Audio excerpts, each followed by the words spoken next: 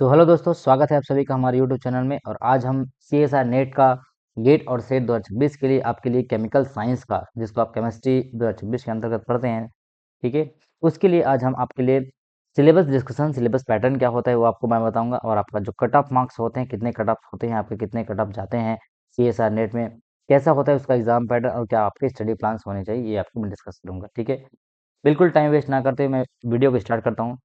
तो सबसे पहले आप जान लीजिए कि जो आपका CSR जो UGC नेट है, ठीक है, जिसको आपका NTA नेशनल टेस्टिंग एजेंसी जो कंडक्ट कराता है, NTA जो कराता है, ठीक है, ये हमारे CSIR जो है साइंस से रिलेटेड जितने भी सब्जेक्ट है, जैसे कि मैं बात करूंगा केमिस्ट्री का या फिजिक्स का या मैथ्स का या बायोलॉजी का, और एक होता है आपका जियोलॉजी। तो इस ये जो है कितने 5 जो सब्जेक्ट होते हैं, 5 स्ट्रीम होते हैं, इसको कंडक्ट कराता है आपका CSIR। और जो बाकी के जो एग्जाम हैं, जिसमें हिंदी, इंग्लिश या बहुत सारे जो नॉन साइंस बैकग्राउंड आते हैं, वो तुम्हारे कंडक्ट कराते हैं। कौन कराता है उसको? UGC कराता है, UGC नेट होता है। तो हमारे लिए जो एग्जाम है वो हमारा CSIR नेट है। अच्छा, दोनों में डिफरेंस भी आपको मैं बता देता हूँ। UGC नेट में आपके जो एग्जाम्स होते हैं वो 300 मार्क्स का होता है, जिसमें कोई भी निगेटिव मार्किंग नहीं होता है, नो निगेटिव मार्किंग होता है। लेकिन CSIR के जो नेट है, जो CSIR UGC नेट है, वो आपका निगेटिव मार्किंग कैरी करता है। तो आप ये याद रख लीजिए, अगर आप CSIR की तैयारी कर रहे हैं तो आपको ये बेसिक बातें पता होनी चाहिए। अच्छा, ये भी मैं आपको बता दूं, ये नेशनल एग्जाम है, एक ही सिलेबस होते हैं। जैसे मैं अगर बात करता हूँ CSR नेट UGC का, ये जून और दिसंबर में होता है। और अभी मैं जो बात करूँ सेट अक्टूबर में, हमारा जो छत्तीसगढ़ गवर्नमेंट है, उन्होंने अपने टाइम टेबल में दिया हुआ है कि अक्टूबर 2026 में उन्होंने वो CG सेट कंडक्ट कराएंगे, CG सेट कंडक्ट कराएंगे। तो बच्चे जो छत्तीसगढ़ सेट की तैयारी करना चाह रहे हैं, जो CG सेट की तैयारी को कंटिन्यू स्टार्ट करना चाह रहे हैं, वो बिल्कुल भी इस वीडियो को फॉलो करिए। और अभी मैं आपको सेट का, नेट का पूरा सिलेबस आपके लिए लेके आऊँगा। तो आज हम जो देखने वाले हैं एग्ज़ाम का, कब-कब क्या होता है। जैसे गेट एग्ज़ाम होता है आपके फरवरी में, जैसे अभी 2026 में 7 फरवरी को एग्ज़ाम होने वाला है गेट का। उसी तरीके से बार्क में एग्ज़ाम होता है, भाभा एटॉमिक रिसर्च सेंटर, इसका भी जो एग्ज़ाम होता है कब होता है? मार्च में होता है। और इसमें आप देखने जाएँगे TFR, Tata institute of fundamental research करके एग्ज़ाम होता है। ये एक इंस्टीट्यूट है जहाँ से आप PhD कर सकते हैं, यहाँ से आपको स्टाइपेंड्स मिलता है, फेलोशिप मिलता है।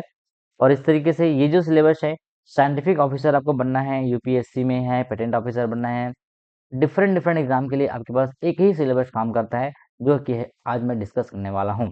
और लास्ट है आपका असिस्टेंट प्रोफेसर। असिस्टेंट प्रोफेसर के भी सिलेबस में आप जब देखने जाएंगे तो यही सिलेबस आपको देखने को मिलेगा। कुछ कुछ टॉपिक्स हैं, कुछ पॉइंट्स हैं जो आपको थोड़ा सा ज़्यादा देखने को मिलेगा, कम में देखने को मिलेगा, लेकिन आपका बेसिक अगर देखा जाए तो ये नेट का सिलेबस ही आपका उसमें भी काम करता है। ठीक है, चलिए थोड़ा सा मैं लाइफ सॉरी केमिकल साइंस, मैं सॉरी लाइफ साइंस बोल डाला। डिफरेंट डिफरेंट स्ट्रीम है, उसमें से आपका जो केमिकल साइंस है उसका कैसे एग्जाम पैटर्न होता है। ये जो है होता है पार्ट ए, पार्ट बी और पार्ट सी, 3 पार्ट में डिवाइड होता है। ठीक है, 3 पार्ट में डिवाइड होने के बाद आपका पार्ट ए में 20 क्वेश्चन आता है, पार्ट बी में 40 क्वेश्चन आता है और पार्ट सी में 60 क्वेश्चन आते हैं। ठीक है, कैसे? टोटल जो 20 क्वेश्चन होते हैं वो मल्टीपल चॉइस होते हैं और 15 क्वेश्चन आपको बनाने होते हैं। 40 में आपको 35 बनाने होंगे और 60 में आपको 25 बनाने होंगे। तो एक क्वेश्चन जो है 2 मार्क्स का होता है, तो 15 टू जा 30, और 35 में से आपको दो दो नंबर के होते हैं, तो हो जाएगा 35 दूनी 70, और 25 में आपको 4 मार्क्स मिलेंगे। एक क्वेश्चन अगर आपका सही होता है तो आपको 4 मार्क्स मिलेगा, तो टोटल हो जाएगा 100, और इसको आप ऐड करेंगे तो टोटल हो जाएगा 200 मार्क्स। तो 200 मार्क्स का मैक्सिमम आपका 200 मार्क्स का होता है आपका CSIR UGC नेट, जो केमिकल साइंस की बात करता है। ठीक है, चलिए कुछ गेट केमिस्ट्री, गेट एग्जाम का भी सिलेबस जो पैटर्न हो देख लेते हैं। गेट में आपके 2 पार्ट होते हैं, एक होता है जनरल एप्टीट्यूड और दूसरा होता है केमिस्ट्री। तो जो जनरल एप्टीट्यूड होता है उसमें से जो 5 क्वेश्चन होंगे, टोटल इसमें 15 क्वेश्चन आएंगे, इस सॉरी टोटल इसमें 10 क्वेश्चन आएंगे। 5 क्वेश्चन जो है 1 नंबर का होगा और 5 क्वेश्चन तो 2 मार्क्स का होगा। तो कितना हो जाएंगे 10 प्लस 15, 10 प्लस 5 15। मैंने बोला 5 क्वेश्चन 1 नंबर का आएगा, 5 क्वेश्चन 2 नंबर का आएगा, ये हो गया 15 नंबर का। और जो बाकी बचा है, कितना बचा आपके 85 क्वेश्चन जो बचा हुआ है, सॉरी 25 और हाँ 55 जो क्वेश्चन बचा हुआ है, वो आपके क्या हो जाएंगे, तो इसमें से जो 25 क्वेश्चन आएंगे, ये जो 25 क्वेश्चन है वो 1 मार्क्स का रहेगा, और 30 क्वेश्चन जो रहेगा वो 2 मार्क्स का रहेगा। तो 25 का कितना हो जाएगा 60, टोटल इसमें हो जाएगा 85, और 85 प्लस 15 हो जाएगा 100। इट मीन्स आपका मार्क्स डिस्ट्रीब्यूशन 100 है, क्वेश्चन आपको क्वेश्चन जोड़ लीजिए, अब 10-15 कितना हो जाएगा, 65 क्वेश्चन हो जाएंगे आपके पास। ठीक है, तो 65 आपके पास क्वेश्चन हुए हैं और आपका 100 मार्क्स का है।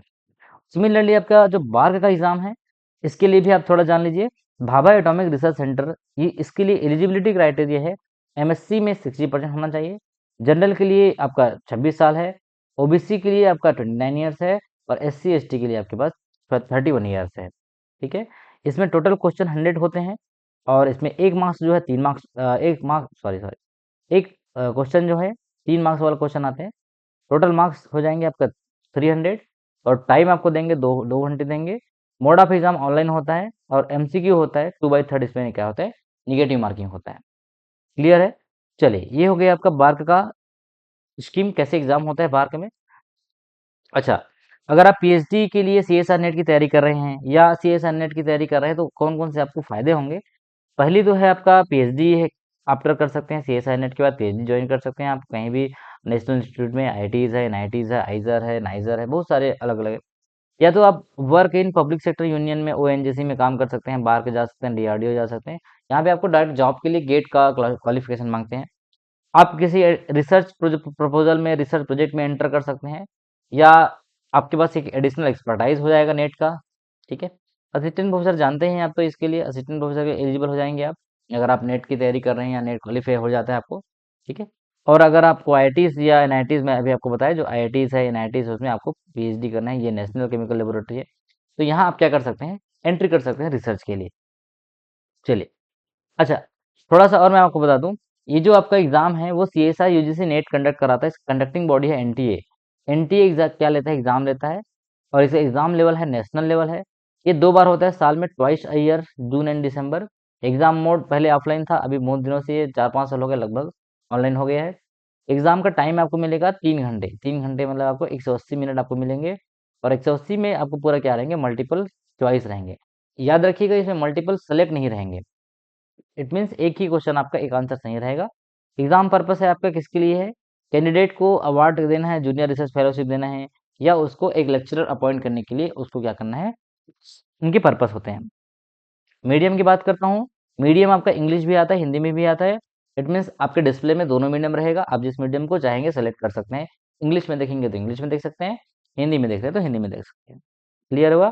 टोटल मार्क्स होता है 200 मार्क्स का, अभी आपको बताया है। और इसका एग्जाम हेल्प डेस्क नंबर ये है, आप इसको कॉल करके कुछ भी आपको, जब आप फॉर्म वगैरह भरते हैं तो क्वेरीज के लिए आप भर सकते हैं।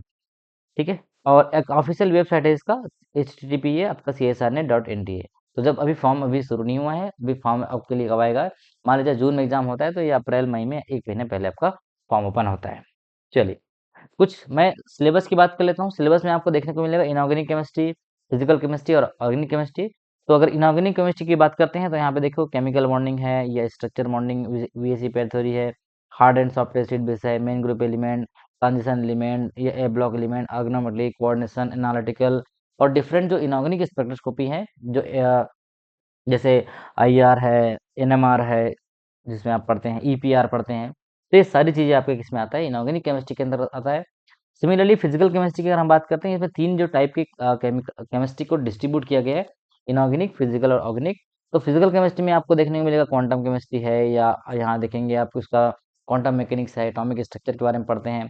फिर आपका केमिकल बॉन्डिंग, जो डायटोमिक मॉलिक्यूल्स होते हैं, valence bond theory, molecular orbital theory, local theory, chemical applications में देखेंगे ग्रुप थ्योरी पढ़ते हैं इसमें।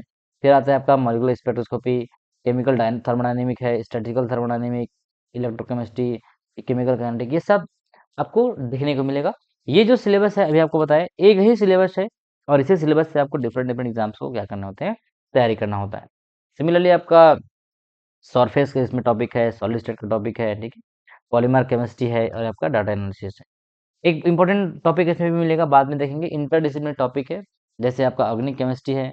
ऑर्गेनिक केमिस्ट्री में देखते हैं आपका स्टीरियो केमिस्ट्री की बात करता है, ये आपका IUPAC nomenclature, aromaticity, organic reactive intermediates, carbene पढ़ने होंगे, कार्बोकेटाइन है, कार्बेनाइन है, बेंजाइन है, तो सब ये टॉप का सिलेबस है। ठीक है, ये सारे सिलेबस हैं। आप चाहे तो इसका स्क्रीनशॉट भी ले सकते हैं, अदरवाइज इसका पीडीएफ भी अवेलेबल रहता है, I will send it to you. चलिए, ये कुछ इंटरडिसिप्लिनरी टॉपिक है, जिसमें हम कभी-कभी हमको क्वेश्चन देखने को मिलता है नैनो टेक्नोलॉजी से, कैटालिसिस से, मेडिसिनल केमिस्ट्री से, सुप्रामोलेकुलर केमिस्ट्री से, आपका एनवायरमेंटल केमिस्ट्री से। चलिए, थोड़ा-सा मैं कट ऑफ की बात कर दूँ। कट ऑफ कितना जाता है जनरली, अगर हम आप जनरल कैटेगरी से हैं और केमिकल साइंस में हैं तो आपका होता है 55%, यानी कि इसका डबल कर दीजिए आप, 110 नंबर है। ईडब्ल्यूएस के लिए आपका 47 है, ओबीसी 47% है। इधर आपका एससी है, एसटी है, ये आपका कैंडिडेट जो पीडब्ल्यूडी है, फिजिकल जो आपका डिसेबिलिटी वाले जो कैंडिडेट हैं उनके लिए आपका 25% रहता है, ठीक है। ये आपका जेआरएफ का है। इसमें मतलब इतने नंबर आप लाते हैं मान लीजिए 100 में, तो सॉरी मतलब 200 में, तो आपको फेलोशिप मिलेगा पीएचडी के लिए। इसके दो क्राइटेरिया हैं, एक आप ओनली क्या है आपका नेट क्वालिफिकेशन के लिए, तो देखते हैं यहाँ पे कितना है 42, तो 42 का इसका मतलब क्या होता है ना 84 नंबर हो जाएगा। तो ये कौन सी ईयर के लिए, 2024 का है, ठीक है। ये जो कट ऑफ दिया था मैं 2024 का है, लगभग लगभग इतना ही आता है। 25 के लिए भी लास्ट ईयर का जो कट ऑफ गया था इतना ही गया था कि आपको ओबीसी जो जो भी आप कैटेगरी में होंगे उस कैटेगरी का आपको मिल जाएगा। फिर एक तीसरा जो एलिजिबिलिटी है पीएचडी के लिए, ठीक है, इसमें 33% लाना होता है। किसके लिए है? 33% है जनरल के लिए, ईडब्ल्यूएस के लिए, ओबीसी के लिए। इसका मतलब है आपको अगर 66 नंबर आप लाते हैं तो ओनली पीएचडी, सिर्फ आप पीएचडी करेंगे, आपको नेट क्वालिफाइड नहीं कहलाएगा, आप क्या नहीं कहलाएंगे, जेआरएफ नहीं कहलाएंगे, कुछ भी नहीं कहलाएंगे। ओनली पीएचडी के लिए आप एलिजिबल होंगे। 66 नंबर अगर आप लाते हैं तो 33% मतलब क्या होता है, 66 मार्क्स का होता है। चलिए, थोड़ा सा मैं मार्क्स डिस्ट्रीब्यूशन के बारे में भी बात कर लेता हूँ। कौन कौन से जो आपके क्वेश्चंस होते हैं, जैसे मान लीजिए रिएक्शन मैकेनिज्म की बात करते हैं, ठीक है, तो यहाँ आपको देखने को मिलेगा 24 नंबर का क्वेश्चन है। ये देखिए इंटरमीडिएट 16 मार्क्स का क्वेश्चन आता है। केमिकल साइंस में आपका रिएजेंट का है 38 है। क्वांटम से इतना मार्क्स का आता है, स्पेक्ट्रोस्कोपी है, ग्रुप थ्योरी है। सिमिलरली आपको कोऑर्डिनेशन से तो आपको बहुत ज़्यादा मार्क्स मिलता है, 20 नंबर है। ओएमसी ए ब्लॉक, अच्छा ए ब्लॉक ये 8 नंबर है, 18 नहीं है, सॉरी 18 नंबर से नहीं आता है ये, ठीक है। ये आपका 8 नंबर का क्वेश्चन है, लगभग लगभग इलेक्ट्रोकेमिस्ट्री से 8 नंबर का आ जाता है। पॉलीमर है, सॉलिड स्टेट है। उसी तरीके से आपका अगर मैं बात करूँ कि जो सीएसआर का जो पैटर्न है उसको हम अचीव कैसे कर पाएंगे, क्या इसके हमारी स्ट्रेटजी होनी चाहिए। तो एक तो आपका सिलेबस पूरा कंप्लीट होना चाहिए। अगर मैं बात करूँ भाई, आपको तो कंप्लीट सिलेबस चाहिए, बिना सिलेबस के तो आप आगे बढ़ नहीं पाएंगे। तो पहली बात तो आपका सिलेबस कंप्लीट होना चाहिए। दूसरा, बुक्स जो रेफरेंस बुक्स होते हैं, मैं बता दूंगा रेफरेंस बुक कौन कौन सा यूज़ करना है। ये रेफरेंस बुक्स आपको बहुत इंपॉर्टेंट है। जैसे इनऑर्गेनिक केमिस्ट्री के लिए बहुत सारे रेफरेंस बुक है, जेम्स ई हुई है, कॉटन है, एफ ए कॉटन है, या मिस्टर इंटार है। ऐसे डिफरेंट डिफरेंट आपकी क्या है रेफरेंस बुक यूज कर सकते हैं। हाँ, रिवीजन रिवीजन बहुत इंपॉर्टेंट है। If you are not come regularly revision, आप रिवीजन अगर नहीं कर रहे हैं तो आपको हो सकता है आप जो पढ़े कॉन्सेप्ट उसको भूलते जाएंगे और एक समय आएगा कि आप उसको क्या नहीं कर पाएंगे, रिकॉल नहीं कर पाएंगे। तो ऐसे आपको समझना है। और दूसरा है test and practice question. Practice बहुत जरूरी है, प्रैक्टिस करते रहिए। आपको 6 महीने का टारगेट है, 8 महीने का टारगेट है, जब भी आपको एग्जाम को, जो भी आप एग्जाम को टारगेट किए होंगे, वहाँ पे आपको टेस्ट जरूर लगाना है, टेस्ट एंड प्रैक्टिस जरूर करना है, ठीक है। चलिए, ये कुछ रेफरेंस बुक मैं आपको बता रहा था। ये सारे रेफरेंस बुक है, आप इसको डाउनलोड भी कर सकते हैं, पीडीएफ ही मिल जाएगा ये। जैसे इनऑर्गेनिक केमिस्ट्री के लिए आपका श्राइवर एटकिन है। ये देखिए आपके पास एक हुई की बुक है। ये आपका अजय कुमार की बुक है। ये आपका मिशेल एंटार की बुक है। ये आपका कैथरीन हाउसक्राफ्ट की बुक है। ये बुक बहुत सुंदर और बहुत अच्छे लैंग्वेज में लिखा रहता है। अगर आप एक बार पढ़ेंगे टॉपिक्स को तो बहुत आपको मजा आएगा, ठीक है। बाकी चीज़ें मैं धीरे धीरे आपके लिए एक लेक्चर लेके आते जाऊँगा। चलिए, ऑर्गेनिक केमिस्ट्री की जो टॉपिक मैं बात कर रहा था, इसमें हम देखेंगे जीओसी एरोमेटिसिटी पढ़ेंगे, स्टीरियो केमिस्ट्री की बात करेंगे, रिएक्टिव इंटरमीडिएट है, रिएक्शन मैकेनिज्म है, रिएजेंट है, पेरिसाइक्लिक केमिस्ट्री है, सॉरी ये ऑर्गेनिक केमिस्ट्री, टेट्रासाइक्लिक है, बायोमोलिकुल्स। आप अगर सीएसआर नेट की तैयारी स्टार्ट करना चाह रहे हैं, सोच रहे हैं, तो सोचते मत रहिए, बिल्कुल इसको लग जाइए, तैयारी शुरू कीजिए। क्योंकि एक बार आप तैयारी शुरू कर देंगे, ठीक है, तो धीरे धीरे आपको मन उसमें अच्छा लगेगा, सब्जेक्ट अच्छा लगने लगता है। क्योंकि हम लोग जो मास्टर्स में जब हम मास्टर्स में पढ़ते हैं तो हमारे पास अलग अलग सब्जेक्ट हो जाते हैं। अभी जब सीएसआर नेट की जब तैयारी करते हैं तो एक सिस्टम से तैयारी करते हैं, पूरा आपको सब्जेक्ट धीरे धीरे समझ आते जाएगा। इंटर रिलेटेड होते हैं एक टॉपिक दूसरे टॉपिक से, तो वो सारी चीज़ें आपको क्लियर होते जाएंगे। फिर फिजिकल की जो मैं बात किया हूँ, ये सिर्फ सिलेबस है, आप एक बार कॉपी में लिख लीजिएगा, बिल्कुल एक बार कॉपी में सामने में लिख लेंगे, क्योंकि आपको पता होना चाहिए कि क्या क्या टॉपिक आपके सिलेबस में रखा गया है, ठीक है। चलिए, आपको एक और बहुत इंपॉर्टेंट बात है, आपको स्टडी प्लान चाहिए, ठीक है। बिना स्टडी प्लान के आपको शुरू नहीं करना है, कुछ भी रैंडम शुरू नहीं कर देना है, ठीक है। आपको क्वालिटी स्टडी मटेरियल भी चाहिए। स्टडी मटेरियल आपका क्वालिटी होना चाहिए। क्वालिटी मतलब एकदम से उसमें सब चीज़ रहना चाहिए। जो बना रहे हो, स्टडी मटेरियल बना रहे हो, कहीं से भी उठा के पढ़ना नहीं है, ठीक है? क्योंकि सीएसआर कभी भी आपको क्वेश्चन देता है तो रेफरेंस माँगता है, रेफरेंस चाहिए उसको, ठीक है? गूगल से पढ़ लीजिए, चैटजीपीटी से पढ़ लीजिए, ऐसा कुछ नहीं करना है। आपको रेफरेंस बुक यूज़ करना है। You have to use reference book. Notes making को एकदम प्रायोरिटी देना है। नोट्स मेकिंग बनाते रहना है, नोट्स बनाते रहना है। टाइम मैनेजमेंट भी ज़रूरी है। दिन में आप पढ़ रहे हैं, कब पढ़ रहे हैं, 24 घंटे में आपको पढ़ते रहना नहीं चाहिए। टाइम मैनेजमेंट चाहिए, हेल्थ भी आपके लिए ज़रूरी है, ठीक है? तो मॉक टेस्ट लगाइए और प्रीवियस ईयर क्वेश्चन सॉल्व करिए। डाउट क्लियर के लिए है, हम कोई दिक्कत नहीं है। आपको कुछ भी लगता है ग्रुप में पोस्ट कर सकते हैं, कमेंट कर सकते हैं, जो कुछ भी मैं टॉपिक पढ़ाऊँगा, ये सारी चीज़ें आपके लिए अवेलेबल कराऊँगा, ठीक है? ब्रेक लेते जाइए, don't forget to take short break. अगर आप पढ़ रहे हैं तो आप शॉर्ट ब्रेक लीजिए। कैसे इस तरीके से आप स्टे पॉजिटिव पॉजिटिव रह सकते हैं, ठीक है? क्योंकि अब हम सेल्फ तैयारी करते हैं या कहीं से कोचिंग लेते हैं या अब यूट्यूब से पढ़ते हैं, कहीं से भी पढ़ते हैं, तो उसके लिए कंसिस्टेंसी बहुत मायने लगता है, ठीक है? कंसिस्टेंसी बहुत जरूरी है। थोड़ा थोड़ा ब्रेक लेके पढ़िए। धीरे धीरे सरल टॉपिक से, इजी टॉपिक से शुरुआत कीजिए, क्योंकि हम जब तक टॉपिक में कमांड नहीं ला पाएंगे, हम आगे बढ़ नहीं पाएंगे, ठीक है? तो आपके लिए बहुत अच्छा है। Good luck with your preparation. और अगर मैं बात करता हूँ, एक नया वर्ल्ड है केमिस्ट्री का, केमिकल साइंस में हम सीएसआर नेट की तैयारी करना शुरू करते हैं। जो बच्चे बहुत बिगिनर हैं, जो ऑलरेडी कर रहे हैं, उनके लिए तो कोई प्रॉब्लम नहीं है। जैसे अभी अभी मास्टर से निकले हो या मास्टर के थर्ड सेमेस्टर में हो, या मैं तो बोलूँगा फर्स्ट सेमेस्टर में हो तो वहाँ से शुरू कर दीजिए, ठीक है? बहुत बिगिनिंग से आप शुरुआत करेंगे। आपको बेसिक मैं बताते चलूँगा। जैसे यहाँ पे है कंसिस्टेंसी। कंसिस्टेंसी का मतलब क्या होता है? रेगुलर आप जो काम कर रहे हैं, ठीक है? तो consistency is one of the biggest factor to accomplishment and success. जैसे आप यहाँ पे है, ये देखो कार्बन एटम है। इस कार्बन एटम से जो डायमंड मॉलिक्यूल बनेगा, तो डायमंड मॉलिक्यूल से क्या बनेगा? डायमंड क्रिस्टल बनेगा। और क्रिस्टल से वहाँ पे क्या बनता है? डायमंड बनता है। तो इस एटम से डायमंड तक का सफर आसान नहीं रहता। इसको बहुत सारे एकदम लाखों डिग्री में तपना पड़ता है, एकदम, जो समझ रहे हो? तो ऐसे आपको डायमंड मॉलिक्यूल भी आपको, एक कार्बन है, यहाँ से आपको यहाँ तक का सफर जाना है, तो ऐसे तो जाओगे नहीं, ऐसे तो आसान तो है नहीं। लेकिन धीरे धीरे सिस्टम से जाओगे। Slow and study wins the race बोलते हैं, मतलब धीरे धीरे आप करते जाइए। धीरे धीरे हर दिन हर दिन हर दिन हर दिन 5 क्वेश्चन 10 क्वेश्चन का टारगेट लीजिए। प्रीवियस ईयर क्वेश्चन निकालिए, प्रीवियस ईयर क्वेश्चन को सॉल्व कीजिए। उसके बाद उसके जो कॉन्सेप्ट है उसको बुक में खोजिए कहाँ पे है। बाकी चीज़ें मैं आपको कराऊंगा। मैंने बोला कि सेट का भी मैं प्रीवियस ईयर क्वेश्चन आपको सॉल्व कराऊंगा, नेट का भी कराऊंगा। तो आप बस उतना देखिए चलिए कि प्रीवियस ईयर क्वेश्चन जो है बहुत आपके लिए आधार होते हैं आगे क्वेश्चंस को क्या करने के लिए, समझने के लिए किस टाइप्स के क्वेश्चन आपके आए हुए हैं, ठीक है? तो प्रत्येक अवसर के लिए तैयार रहना एक सफलता का रहस्य है। ये बहुत अच्छी लाइन है। अगर आपके लिए हर बार अवसर आता है, जैसे, ठीक है, मतलब आपके जब भी आपके पास अवसर आए, उसके लिए तैयार रहिए। अगले अभी जैसे बस फरवरी एग्जाम, फरवरी का चल रहा है, मार्च अप्रैल मई जून 3 महीने बाद एग्जाम है। अब अगर आप अभी से तैयार नहीं है, ठीक है, तो कैसे कर पाएंगे? इसलिए आपको क्या करना है? हमेशा रेडी रहना है। रेडी रहने के लिए आपको मेहनत करना पड़ेगा, ठीक है?